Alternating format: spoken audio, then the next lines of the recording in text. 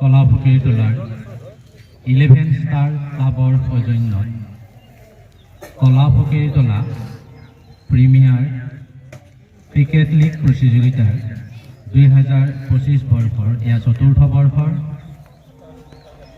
আয়োজক সমিতিয়ে পৰিচালনা সমিতিয়ে আজি 26 জানুৱাৰীৰ লগত সংগতি ৰাখি 26 জানুৱাৰী গণৰাজ্য দিৱসটো উদযাপন কৰিবলৈ লৈছে। ইতিমধ্যে আমাৰ পতাকা উত্তোলন কাৰ্যসূচী সমাপ্ত হ'ল।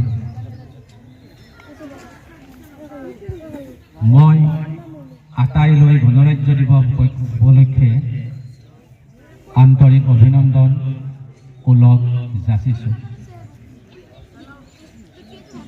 গণৰাজ্য দিৱস সম্পৰ্কে মই অলপমান কথা ক'ব বিচাৰিছোঁ। আমি সকলোৱে জানো গণৰাজ্য দিৱস 26 জানুৱাৰী বুলিলে আমাৰ সকলোৰে আৰু সৰু সৰু ল'ৰা ছোৱালীবোৰৰ চকুত ভাহি উঠে আমাৰ এই ত্ৰিৰংগ পতাকাখন, ৰাষ্ট্ৰীয় পতাকা। আৰু আমাৰ সাধাৰণতে যিখিনি আমি অলপ জানো, আমাৰ মনলৈ আহে আমাৰ ভাৰতৰ সংবিধানখনৰ কথা, ভাৰতীয় সংবিধান। মই বক্তৃতাটো দীঘলীয়া কৰিব বিচৰা নাই, নকৰোঁ। অলপমান মই কথা ক'ম যিখিনি সাধাৰণতে আমি সকলোৱে জানো আৰু কিছুমানে হয়তো নতুন প্ৰজন্মই আমাৰ জনাৰ দৰকাৰ আছে। আমাৰ 200 বছৰীয়া ব্ৰিটিছ শাসনৰ ওৰ পেলাই পৰাধীনতাৰ গ্লানিৰ পৰা মুক্ত হৈ যিসকল মুক্তিযোদ্ধাৱে ইতিমধ্যে আমাৰ মাজৰ পৰা আঁতৰি গৈছে, তেখেতসকললৈ মই শ্ৰদ্ধা নিবেদন কৰিছোঁ। আৰু এই স্বাধীন ভাৰত এখন আমাৰ পৃথিৱীৰ আটাইতকৈ বৃহৎ গণতান্ত্ৰিক দেশ।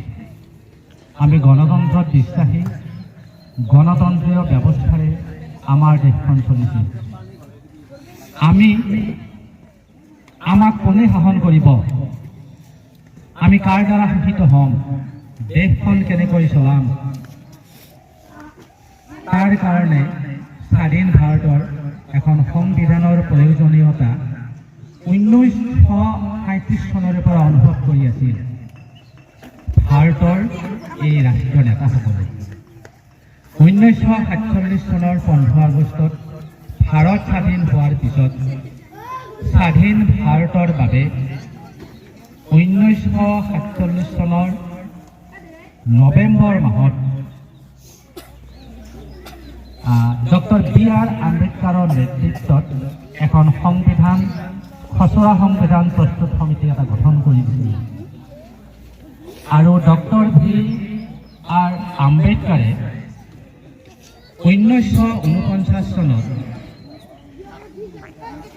26 নৱেম্বৰ সংবিধানখন প্ৰস্তুত কৰি সংবিধান সভাত অনুমোদন কৰি লয়, অনুমোদন জনায়, সংবিধান সভাই অনুমোদন জনায়। আৰু 1950 চনৰ 26 জানুৱাৰীৰ দিনাৰ পৰা আমাৰ এই সংবিধানখন কাৰ্যকৰী হোৱা বুলি ঘোষণা কৰে আৰু তেতিয়াৰ পৰাই কাৰ্যকৰী হয়। গতিকে আমি 1950 চনৰ এই 26 জানুৱাৰীত এখন সম্পূৰ্ণ স্বাধীন ভাৰত ৰাষ্ট্ৰৰ সংবিধান এখন আমি লাভ কৰোঁ, পূৰ্ণ লাভ কৰোঁ। এই সংবিধানখনে আমাক ভাৰতীয় জনগণক বহু কথা দিছিল। সংবিধানৰ মূল লক্ষ্য আছিল যে ভাৰতৰ প্ৰতিগৰাকী নাগৰিকৰ গৰিমা, ভাৰত ৰাষ্ট্ৰৰ অখণ্ডতা স্থিৰ কৰা, সুৰক্ষিত কৰা আৰু একতা সুৰক্ষিত কৰা। এই সংবিধানখনে আমাক কিছুমান আমাৰ মৌলিক অধিকাৰ দিছিল। তাৰ ভিতৰত আমাক কোনে শাসন কৰিব, কেনেকৈ দেশখন শাসিত হ'ব, আমাক স্বাধীনতা দিছে। তাত কোনেও হকাবধা দিব নোৱাৰে। আমাক আমাৰ চৰকাৰ গঠন কৰাৰ আমাক প্ৰত্যেককে নিজা নিজা স্বাধীনতা দিছে। অৰ্থাৎ আমাক ভোটদানৰ অধিকাৰ দিছে। এই মৌলিক অধিকাৰবোৰৰ ভিতৰত ন্যায়, বাক স্বাধীনতা, সুৰক্ষা বহুবোৰ আমাৰ অধিকাৰ ইয়াত অন্তৰ্ভুক্ত হৈ আছে। ন্যায়, সমতা, এই ন্যায়ৰ দ্বাৰা আমাৰ ভাৰতৰ প্ৰতিগৰাকী নাগৰিকে সমান অধিকাৰ পাব, সমানে সুৰক্ষিত হ'ব, ন্যায়েৰে আমাক সুৰক্ষা দিব লাগিব। ইয়াত ধনী দুখীয়া বিভিন্ন জাতি ধৰ্ম এইবোৰৰ বৈষম্যই ইয়াত স্থান নাছিল। অধিকাৰ আমাৰ আছে সকলোৰে। বাক স্বাধীনতা আমাক দিছে। দুৰ্নীতিৰ বিৰুদ্ধে, অন্যায়ৰ বিৰুদ্ধে, ভ্ৰষ্টাচাৰৰ বিৰুদ্ধে মাত মতাৰ আমাৰ অধিকাৰ আছে। আমাৰ ন্যায্য প্ৰাপ্যৰ কাৰণে আমি আন্দোলন কৰাৰ অধিকাৰ দিছে, আমাক সংবিধানে দিছে। তাৰ লগতে আমাৰ যি নিৰাপত্তা,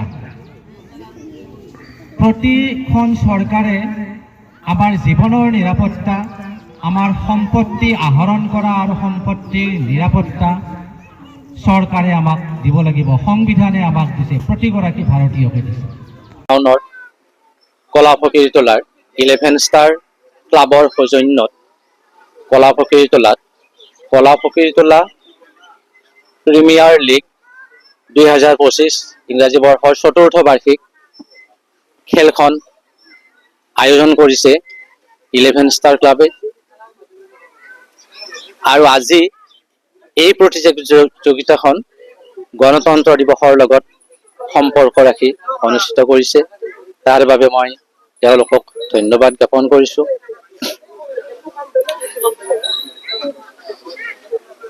আজি গণতন্ত্ৰ দিৱস বুলিলে সাধাৰণতে এই ত্ৰিৰংগ পতাকাখন আৰু আমাৰ ভাৰতীয় সংবিধানৰ কথা মনলৈ আহে। ত্ৰিৰংগ পতাকাখনৰ এই ৰং তিনিটাৰ অৰ্থ আমি সকলোৱে জানো, ল'ৰা ছোৱালীবোৰে পঢ়িছে ইতিমধ্যে, আৰু সংবিধানখনৰ বিষয়েও আমি বহুতেই কম বেছি পৰিমাণে জানো। কিন্তু তাৰ ভিতৰত সংবিধানৰ কেইটামান মূল কথা, যে ভাৰতৰ প্ৰতিগৰাকী জনগণৰ গৰিমা আৰু ভাৰতৰ অখণ্ডতা, একতা সুৰক্ষিত কৰাটোৱে হ'ল আমাৰ সংবিধানখনৰ এটা প্ৰধান লক্ষ্য। তাৰ লগতে আমাৰ ভাৰতীয় জনগণৰ যি মৌলিক অধিকাৰ, এই মৌলিক অধিকাৰবোৰ ইয়াতে সন্নিৱিষ্ট হৈ আছে। আমাৰ সমতা, ন্যায়, বাক স্বাধীনতা, ধৰ্মনিৰপেক্ষতা, স্বতন্ত্ৰতা, সম অধিকাৰ, সকলোকে সুৰক্ষিত কৰি ৰখা, অন্ন, বস্ত্ৰ, খাদ্য, লগতে স্বাস্থ্য আৰু সেৱা, এইবোৰ আমাৰ মৌলিক অধিকাৰ। এই মৌলিক অধিকাৰবোৰ এই সংবিধানখনত সন্নিৱিষ্ট কৰা হৈছে। আৰু আমি কাৰ দ্বাৰা শাসিত হ'ম, এই গণতন্ত্ৰ দিৱসত পৰ্বত কাৰ দ্বাৰা শাসিত হ'ম, এই কথাখিনি ইয়াত আমাক স্বাধীনভাৱে দিছে। আমি ঠিক তেনেধৰণে আমাৰ পচন্দৰ ৰাজনৈতিক দল সেইবিলাকৰ দ্বাৰা আমি শাসিত হ'ম, আমি সেইবিলাককে ভোটদান কৰিম। আৰু এই ভোটদান কৰা অধিকাৰটো আমাৰ আছে, সকলোৰে সমান অধিকাৰ আছে, কোনেও আমাক বলপূৰ্বক কৰিব নোৱাৰে। লগতে আমাৰ যে এই বিধান পৰিষদ, এই ন্যায়পালিকা, কাৰ্যপালিকা, তেওঁলোকৰ যিটো ক্ষমতা, এই ক্ষমতাখিনিও এই সংবিধানখনত তেওঁলোকৰ দায়বদ্ধতা, তেওঁলোকৰ কৰ্তব্য, তেওঁলোকৰ ক্ষমতা এই সংবিধানখনত নিৰ্দিষ্ট কৰা আছে। তেওঁলোকেও নিজৰ নিজৰ দায়িত্ব কৰ্তব্য পালন কৰিব লাগিব, কিন্তু তেওঁলোকৰ যি ক্ষমতাৰ সীমাৰ ভিতৰত থাকি কৰিব লাগিব, সীমাৰ বাহিৰত যাব নোৱাৰে, নিৰ্দিষ্ট কৰি দিয়া আছে। অপক্ষমতা প্ৰয়োগ কৰিব নোৱাৰে। গতিকে এইখনেই হ'ল আমাৰ আজি গণৰাজ্য দিৱসৰ কথা। আৰু এই যিটো ক্লাবে, 11 ষ্টাৰ ক্লাবে যিমান কষ্ট কৰি এই প্ৰিমিয়াৰ লীগৰ কম্পিটিশ্যনটো, প্ৰতিযোগিতাখন পাতিছে, তাৰ বাবে তেওঁলোকক মই ধন্যবাদ কৰিছোঁ। ইয়াত যিখিনি অঞ্চলত হৈছে, এইটো কলাফকীৰতলা বৃহত্তৰ এটা অঞ্চল। এই বৃহত্তৰ অঞ্চলটোৰ আমাৰ বিশেষ কিছুমান ব্যক্তি ইয়াৰ পৰা ভাল ভাল খেলুৱৈ হৈ ওলাই গৈছে। নলবাৰীৰ যি দুগৰাকী বিশিষ্ট ক্ৰীড়া সংগঠক, সেই ক্ৰীড়া সংগঠক দুগৰাকী কিন্তু আমাৰ কলাফকীৰতলা মফিজুদ্দিন আহমেদ আৰু এগৰাকী হ'ল মৰহুম নুৰুল ইছলাম। তেওঁলোকে অকল যে নলবাৰীতে সেৱা আগবঢ়াইছে খেলৰ ক্ষেত্ৰত তেনে নহয়, গোটেই অসমতো তেওঁলোকে খেলৰ ক্ষেত্ৰত সেৱা আগবঢ়াইছে। ইয়াৰ পৰা ভাল ভাল খেলুৱৈ, ফুটবল খেলুৱৈ ওলাই গৈছে। আমি জনাত শামছুল হক, ইদ্ৰিছ আলী, কেৰামত আইজুৰ ৰহমান, শিল্পী হিচাপে চাহাবুদ্দিন আহমেদ এগৰাকী ভাল শিল্পী আছিল, সৰ্বভাৰতীয় ভিত্তিত পুৰস্কাৰ লাভ কৰিছিল আৰু তেখেতৰ এটা চিত্ৰ এতিয়াও নলবাৰী পূৰ্ব ভাৰতীত সংৰক্ষিত হৈ আছে মই জনাত। গতিকে বিভিন্ন দিশত আমাৰ ইয়াৰ পৰা ওলাই গৈছে। মই এই যুৱকসকলক আহ্বান জনাইছো যাতে তেনেকুৱাকৈ ভৱিষ্যতেও ইয়াৰ পৰা আকৌ আমাৰ খেলৰ দিশতেই হওক বা অন্যান্য দিশতেই হওক আগবাঢ়ি যাব পাৰে, তাৰ বাবে মই আহ্বান জনাই মই মোৰ বক্তব্য সামৰণি।